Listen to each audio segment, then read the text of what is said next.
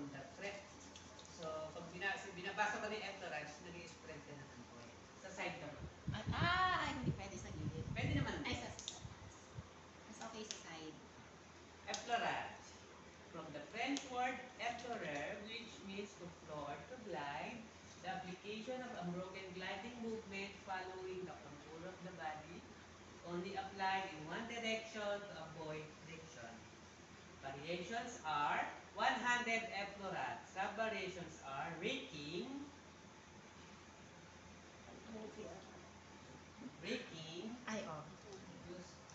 using two fingertips, the index and middle fingers forming letter V, gliding apart on erector spinae muscle with pressure.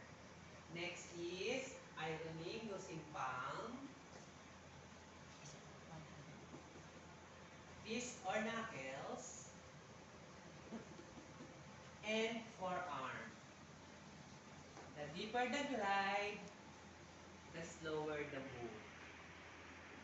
Next is circular, using palm in a circular motion, can be performed around shoulder. So, pag binanggit yung shoulder, doon ka nag-circular. Dito ma'am. Ay, dito. Apo. Elbow.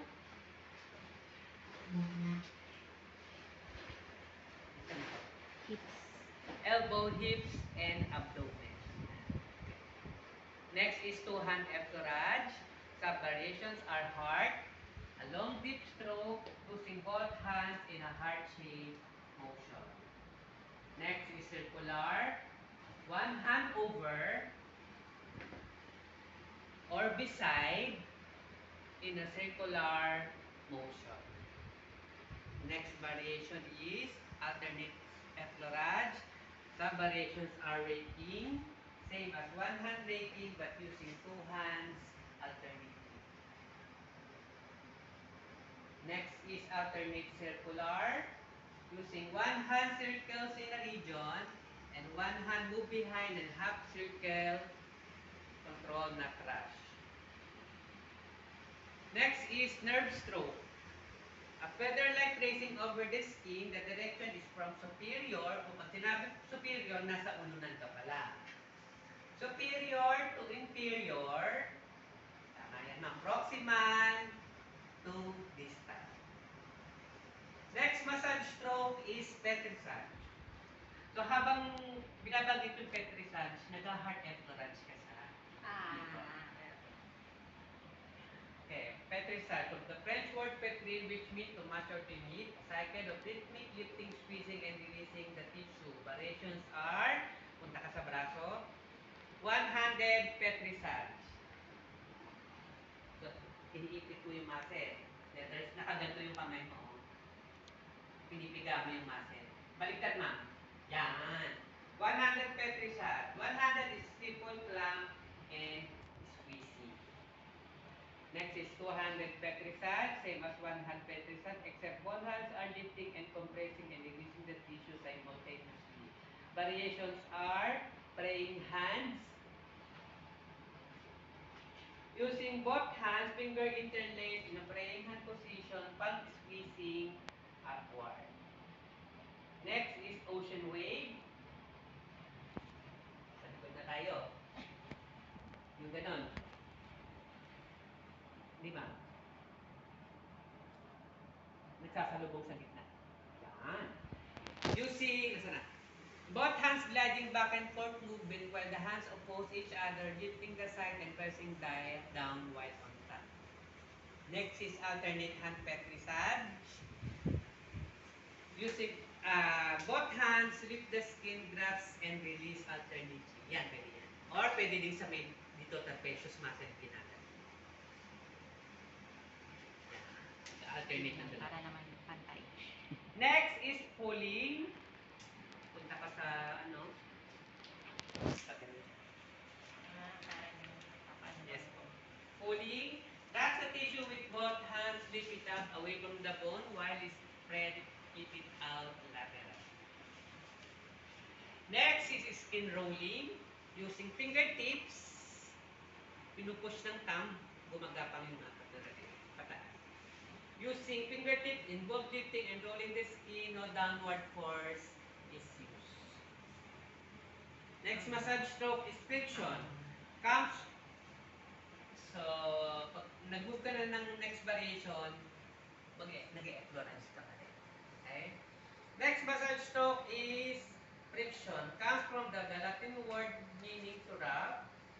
It is formed by compressing tissue in several directions, back and forth movement, usually done dry or without oil.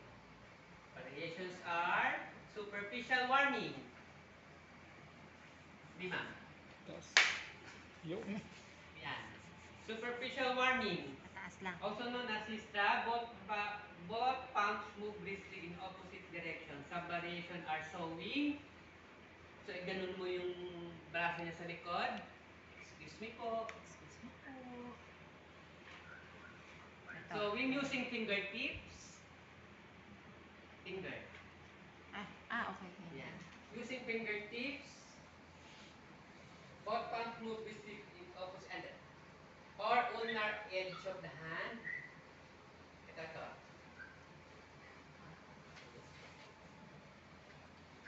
Pwedeng kanan yung gamitin mo, ma'am, para parang medyo alanganin yung kaliwa. Okay. Oo. Nasaan ako? Ulnar edge of the hand may be used if the surface status is small with faster movement. Next is rolling. Ibaba mo na po. So, nasa braso ka. Rolling. Ginaganon mo yung braso. Ganun, no? yes. Rolling. Holding with open hands, back and forth movement. Best suited for extremities. Next is ringing. Using both hands para nagbibigat. Ringing. Oo, tama. Ringing. Using both hands, grasp firmly while twisting in opposite direction like bringing water out of the cloth. Next is chopping friction. Ano naman yun? Dalite. Sige. Mapipila yan. Biparallel friction, same direction as muscle tendons and ligamentous fiber using thumb, fingers. Teka, tulong na ko ako. Thumb, fingers. Move back and forth usually applying over bony areas. Next is circular friction using fingertips. Sa mga ano naman? Sa mga joints. Mga joints. Using fingertips, finger or palm usually applied around joints and skinny bone area. Next is cross fiber or deep parallel friction. Ano yan? Ano pa ganun? Nandiyan ka position mo, di ba?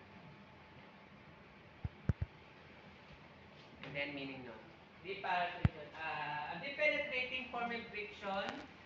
Kung saan dumaan yung unang mong thumb, doon dadaan yung yung isang thumb. Yan. Pwede mo naman nakagano, parang alanganin nakagano. Yan. Then, next is okay, tapos sa cross fiber. Next massage stroke is tapotment or percussion. So, pino-cover mo naman siya. Repetitive staccato, striking movement of hands, moving either simultaneously or alternately. Variations are tapotment. Using fingertips of one of both hands, striking the body surface rapidly. Some variations are punctuation sa paa. So after nung kalagpagin yung Sabay po paa ba niya, yan o isa-isa? Sabay. alternate. Okay. Mag-alcohol ka kasi ihahawak mo sa face mamaya yan. Mm. So kaya kami alcohol. Okay? Punctuation using fingertips, hard tapping, excellent for the sole of the feet. Next is pulsing. Wait lang, sir, ha? Si Sir Isa maghihilot sa'yo. Hilutin ka. Mabibitin ka lang dito. Okay. Using fingertips is performed yung ano talaga yan. Kaya tinawag na pulsing, parang tigok ng tug. Deep light. Mas malakas yung nakaganito. Yan. Using fingertip to circle one hand with alternate deep and light tap. Next is raindrops. Each fingertips of the hand strike the skin lightly at different times. So we will use Pwede in naman face, sa ulo. face or scalp. Next variation is pinchment or plucking. Dalawang kamay, nag-alternate. Kinukurot yan. Using fingertip, skin is lifted by grasping quickly at the point of striking alternately.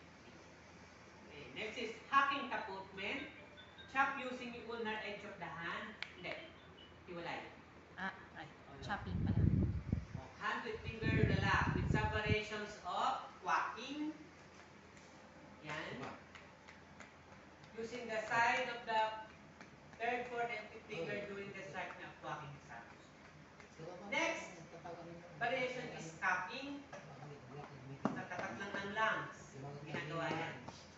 Okay, curve palmar surface of the hand into a cup. This stroke is just for loosening, mucus, and clearing the chest cavity. Next is pounding. So mag-pounding na lang kayo sa lahat sa extremities. Dito. Pounding. Tapo also known as beating is performed with the sides of one or both loose piece, contacting the skin alternately with some variation of wrapping. Yan. Loose piece may be placed palm down. Next is clapping. Using palmar surface of the hands. Ang clapping pag ganun lang. Dito sa katawan. Parang ano, sinasampal mo yung mukha. Clapping, using palmar surface of the hand while striking the hand.